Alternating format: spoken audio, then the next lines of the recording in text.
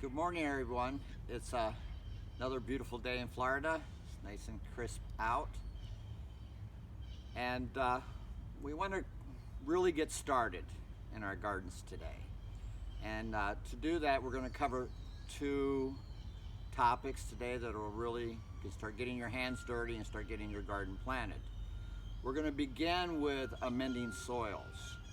And that's a particularly important and critical component of having a successful garden, especially here in Florida. In Florida, we don't really have soils, we have sand. And so therefore, in starting your garden from the beginning, you'll need to do a lot of soil amendments, bring in some good material. When I started my garden, I brought in quite a bit of composted animal manure as well as different organic matter to build up the organic content of my soil, to add nitrogen. And so if you're starting from scratch, you're going to want to do that too with some of the many products that are now available at your local big box hardware store. So we'll also show some of the other soil amendments that I use around the yard and in my garden. But as I said, with Florida soils, not only when you're starting up, but there's going to be a need to continually amend and improve your soils. So we'll talk about that in detail during this video. The second part of the video is going to address actually planting your garden. So we'll give you an example of how we plant direct seed into our garden. And direct seeding has a few components to it. There are some crops that I almost always direct seed due to the nature of the crop and the seeds, and there are some crops that I rarely direct seed. Just because you get a much better success rate when you do transplants, when you start them in trays and allow them to get hardy and get ready for the harsher environment. So we'll talk about that a little bit right now. So the things that I almost always direct seed are radishes, carrots, turnips, green beans, arugula, beets, and a few others. So those are the main ones that I almost always direct seed. Just for demonstration purposes and for the shortness that's left in our season, I am going to be direct seeding some lettuce, which you can do, and it works, but I normally, under normal circumstances, I normally do my lettuces all in trays and then I transplant them later. So speaking of transplants, we're going to have a follow-up video, not part of this one, on how to do transplants. So that'll probably be our next video after today.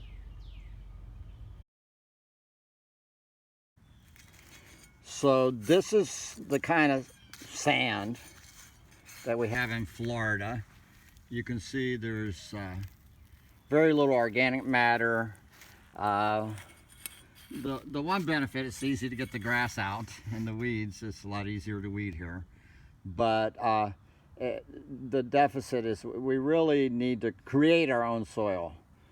So that's what we're going to talk about, on how to amend soils and how to keep them healthy and alive.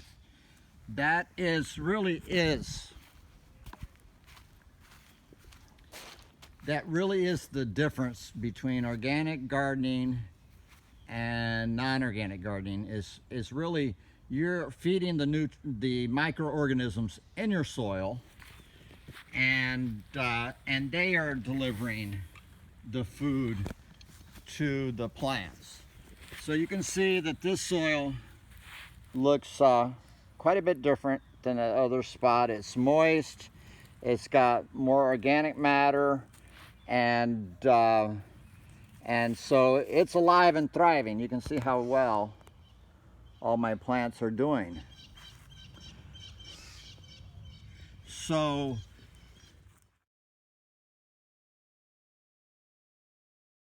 we were talking about amending soils before you plant. We already talked about layout of your garden. And so amending the soils, typically I put a lot of compost on my soils. And you can have compost you create, compost you buy. There's all kinds of products now available in the marketplace. We're not sure how long the Home Depots and such are going to be open, but I would encourage you to go there and buy some amendments for your garden, unless you have access to others. So with compost, you're getting, if it's composted vegetable waste and composted yard waste, you're getting primarily carbon, and you need to get some source of nitrogen into your garden as well. And so what I do is I get a locally made compost, and it's made from the zoo manure from Lowry Park Zoo. So we're fortunate to be able to have that. And I really pile this on pretty thick. Again, you could get some sort of composted animal manure mixed with other soils, but you want to try and get some nitrogen in there, and the best source is going to be from your animal manures. There are also pelletized chicken manure, and this is I think it's 855 from Nature Safe, and it comes in 50-pound bags, and it's not something you see in the stores. But being I've been in the farming community so long, I continue to buy some of these products that you don't normally see in our local stores. But getting back to the main topic is you want to add significant organic matter to your soils, and you want to get some nitrogen. Other organic matters would be composted oak leaves. So I urge you to collect up your oak leaves, don't throw them away, and get them into a corner somewhere and start composting them, maybe in a few different spots, so that way you're not having to wait for this whole massive pile to break down, but you can work those piles more intensively, one little pile, and get it broken down quicker, adding a little bit of water, maybe adding some sand to it, and keep it turned. But again, that's another subject, but you want to get some organic matter into your garden quickly. If you can get some soil testing done, it's not an absolute necessary, but it gives you a baseline to let you know if your pH is okay, or if it's way out of whack. If your pH is way out of whack, you're not going to have success. So there are many ways to find out if your pH is close to usable, and that's all we really need, is something that's usable. Most of our soils are close enough, but in some circumstances, if you live next to a canal where they've dug up all the lime rock and thrown it into your property, those soils can be completely out of whack, which was the case at one of our farms. So we learned eventually how to deal with that. Okay, so I would spread a good layer, get all of the grass out, all of the weeds out, spread a good layer of soil amendment. You might take it small pieces at a time, so that way you can get started right away. And once you get that layer in, I would go ahead and mix it in. And this is my favorite implement. And actually, I skipped a step. Before you add your soil amendments, you're going to want to aerate your soil.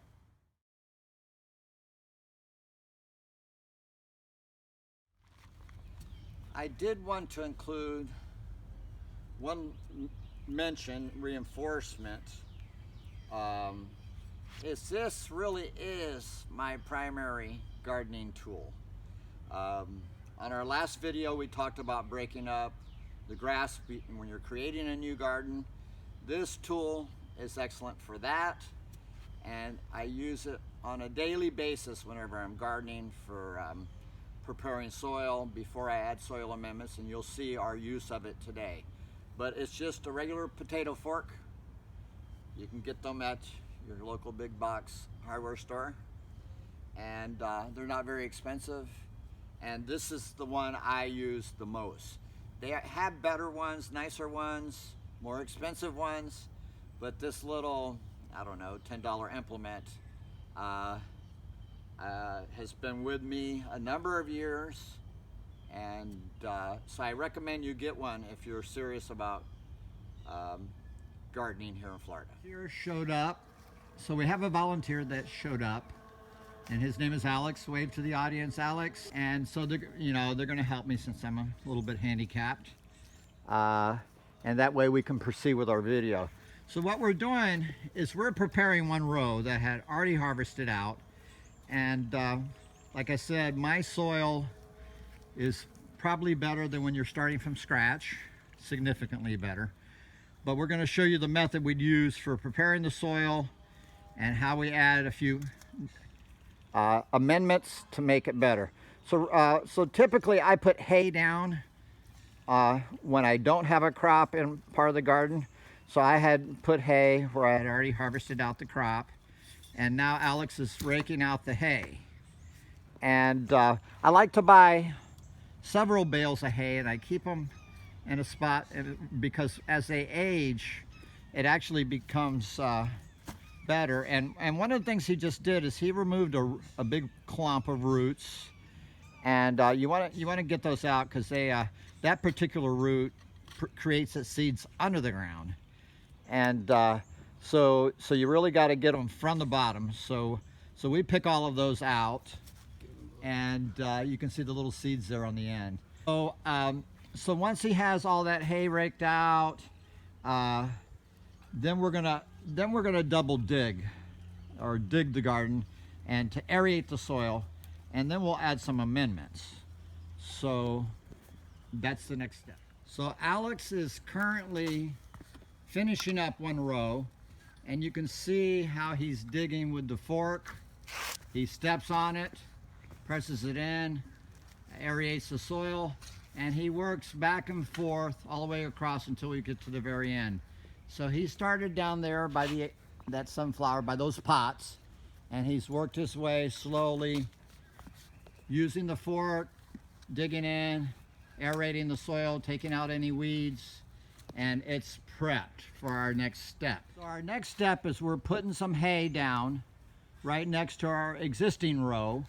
And we do that for a couple reasons. Number one, to create a little walk row, a small walk row that we'll walk on between these crops, but also to suppress weeds, retain moisture for our little microbes that are so important to us and really are the key of our organic gardening here. So we prepared our bed, we've aerated it, we dug it, we're putting down a little walk row. And next we'll add some amendments and get it ready to plant. And I'll show you how we do direct seeding.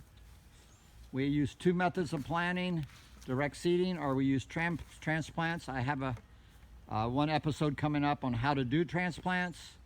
Again, there are many ways to do this. I just show you the way I do it and that I've found success with. And so we're going to show you how to direct seed once we get this bed prepared. So now we're adding our soil amendment. Alex is doing it by hand. I normally just pour it as I walk, but I've been doing it a little bit longer than him. And this works. So we're gonna put it in a small straight line right along the edge of our hay. And then what we're gonna do is we're gonna rake that in, and then we're gonna plant some seeds. So I hope this gives you the idea. Once he gets to the end of the row, then we'll kind of mix it in a tiny bit with our fork, and we'll plant. So now we're slightly incorporating our compost into the soil, and I'll do it a little bit more with my hands as I'm planting. and then we'll go get our seeds. We're gonna plant, as I explained earlier videos, that I do a half a row of arugula and a half a row of radishes at one time, so I don't have too much of each all at once. So that's what we're gonna do next, is direct seed those seeds. I wanted to do a short little clarification, and what you saw Alex doing was applying a little short band of compost directly where we were going to seed our row, and so that was for a specific use. If you were doing this bed here, for instance, you would broadcast it wider across the whole bed, and so you would have a broader application. And the same you would do as you're starting your garden. You decide where you want to put a bed, and you do a broad application of the soil amendment or the compost or whatever you're doing to improve your soil. If you're doing a raised garden, you might be creating all your soil, which is a little different scenario. So what Alex is doing is he's taken the tip of the tomato stake, and we're making a slight little groove in our soil, like we might do with some planting instrument on with a moldboard or a plow, and so we're making our little planting area with this stake.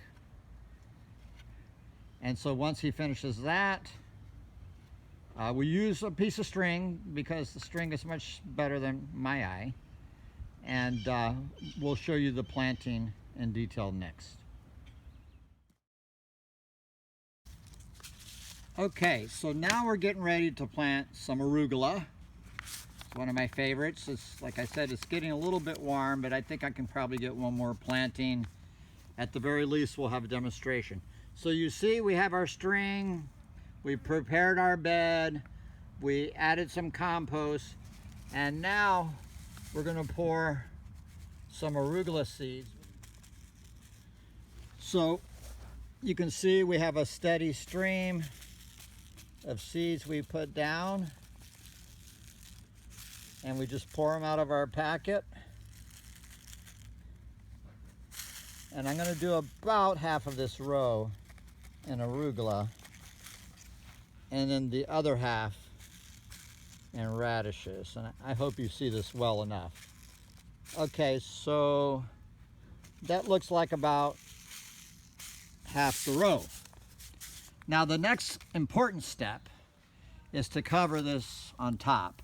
And you don't want to cover it too thick, like with a small seed, you want to cover it just enough to keep the moisture in, but also you want to be able to let the seeds push out.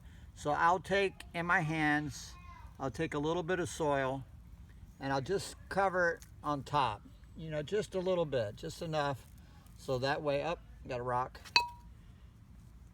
So that way I have enough soil on top of the seeds to hold the moisture so the seed can germinate, but not too much to where it can't push out, because the arugula will have problems pushing out if you put too much soil over the top of the seeds.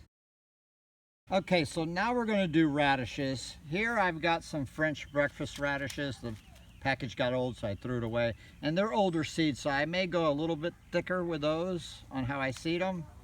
And then we have, so these are the French breakfast. And then we have the, these are a watermelon radish, and they need to be really thinned out meticulously. So I'll try and seed those at a slightly thinner rate. So here's where we left off with the arugula. I think we probably need a little more arugula, so I'm going to start my radishes right here. I'll put a little marker with a little stick here that you can see. And so I'm going to start my radishes right here, and I'm going to go, as I said, a little bit thicker because these seeds are old and the germination rate is not as good. And we can always thin them out later. So I'm going to do about half my radish row in these seeds. I don't know if you can see those seeds popping out. And then the rest of my radish row I'm going to do in these watermelon radishes, which are absolutely amazing. They're very special, but they don't like to be very close to each other. So I'm going to kind of sow these real lightly because they're fresh seeds and we've been getting a good germination rate. And as I said, they need a lot of room. So we'll go real light on the seeding. And that way we don't have to waste too many seeds and don't have to thin them out too much later. So we've got this row planted, half in arugula and half in two kinds of radishes. And so all we have to do is cover it up like I showed you earlier with a little light topping. The radishes are quite aggressive, so they're a little bit less finicky as far as being able to push through the soil. They'll come up in a couple of days. They're a 25 to 30 day crop, so they're very fast. If you want something quick and you like radishes, you're in. We're putting in a second row in our prepared bed. Alex has put compost. It was already dug, as you saw, and now we're going to go through and get it prepared. I'll probably not seed it right this moment, but since I got a strong body here, I figured I'd go ahead and get it prepared, and I'll seed it later. Be careful where you put your hands because that's already seeded on that side. Okay. And so we've got our one row already seeded, and we got a second one ready to go. And so I'll seed that when it gets a little cooler today, and then we'll get it all watered in. We don't necessarily need to water immediately. I can come later tonight, and once you start watering, then that germination process begins. So he's going to finish incorporating all of that, and then he's going to come with his tomato stake and make a nice groove. So now we're watering in all the seeds we've planted. We've actually put in 2 rows into this little bed.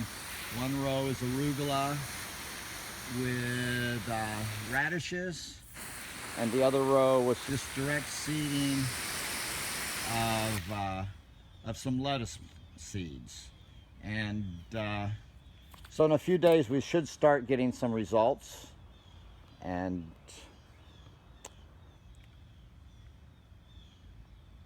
we'll see what happens.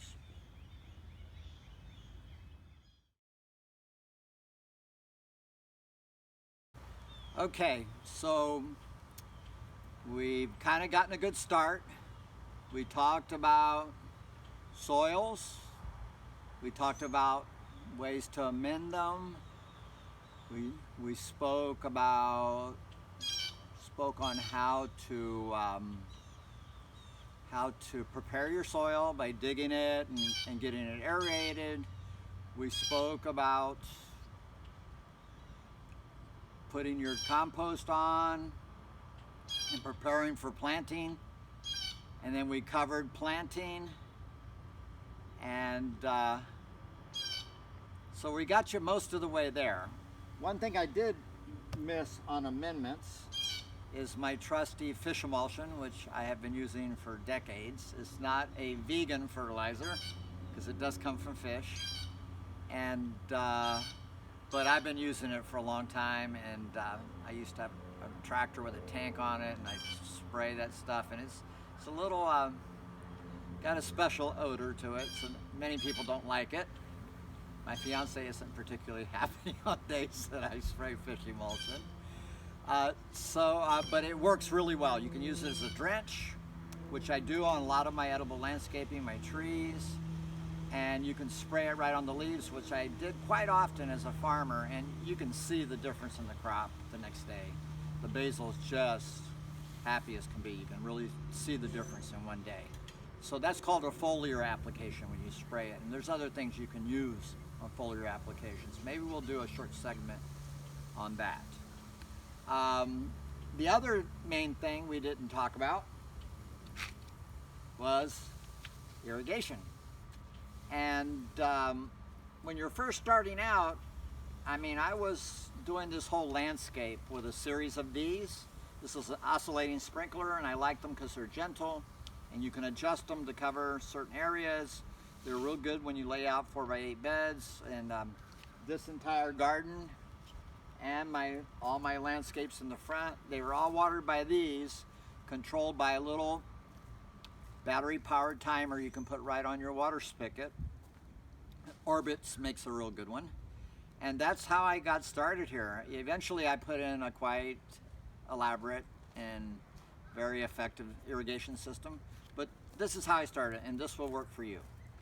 So that's enough to get you going. I hope you have enjoyed this episode. I think my editing's gotten better.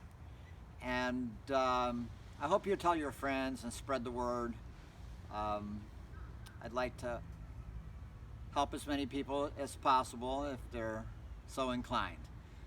So you can subscribe, and please stay tuned for our next episode. We're going to cover one on transplants, like I did for this bed. I showed you direct seeding. So now we're going to show you how I do transplants, and I think that'll be very helpful as well. So until next time, be well, and talk to you soon. Bye.